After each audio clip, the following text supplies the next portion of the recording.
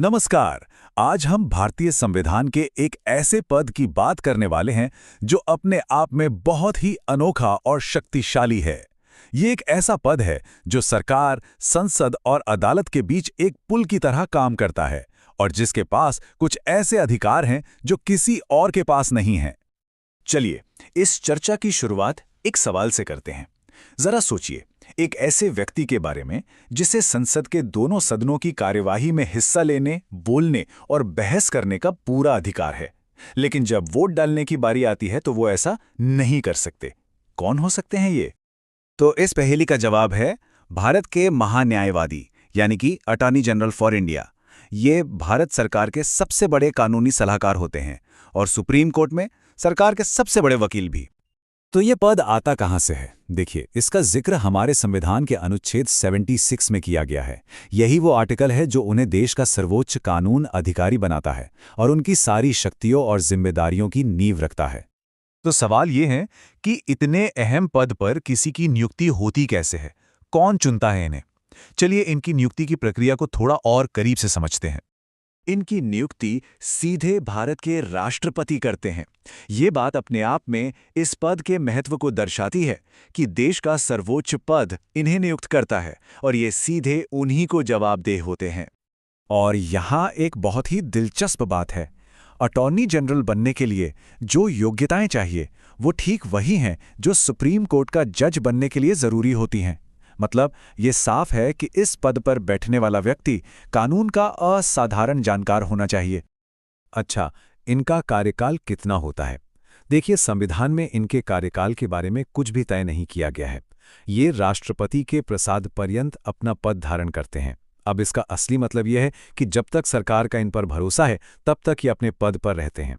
आमतौर पर जब सरकार बदलती है तो अटॉर्नी जनरल भी अपना इस्तीफा दे देते हैं।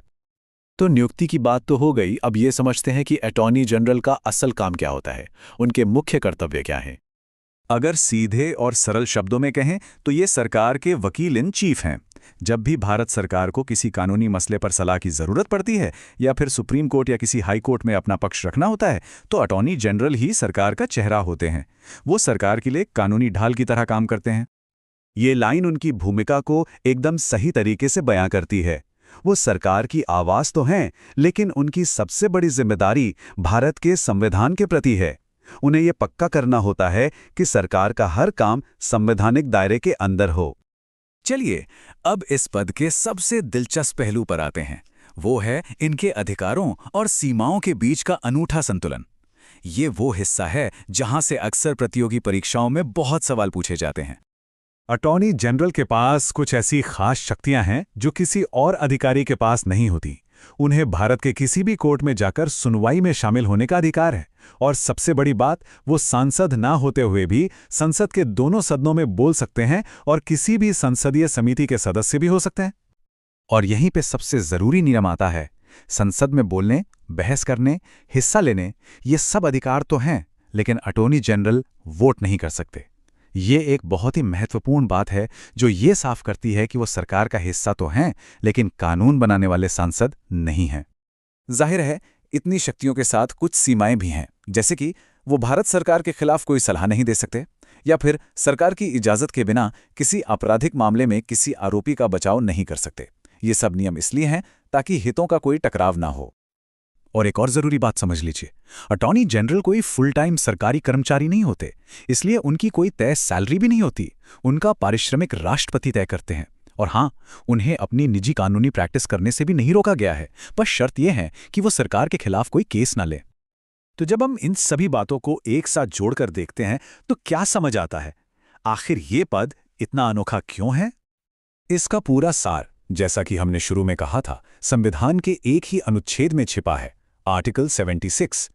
यही वो आर्टिकल है जो एक ऐसे पद को बनाता है जो सरकार, संसद और न्यायपालिका तीनों के बीच एक अनोखी और महत्वपूर्ण कड़ी का काम करता है। तो निचोड़ ये है कि ये एक तरह की मिलीजुली यानी हाइब्रिड भूमिका है। एक तरफ ये एक राजनीतिक नियुक्ति है जो सरकार के भरोसे पर टिकी है, तो दूसरी तरफ ये एक स्वतंत्र कानूनी पेशेवर की भूमिका है जिससे कानून के शासन को बनाए रखने की उम्मीद की जाती है। ये एक बहुत ही महीन संतुलन है। तो आज की पूरी चर्चा से 4 बातें जरूर याद रखने वाली हैं। पहली, नियुक्ति राष्ट्रपति करते हैं। दूसरी, योग्यता सुप्रीम कोर्ट के जज के बराबर होती है।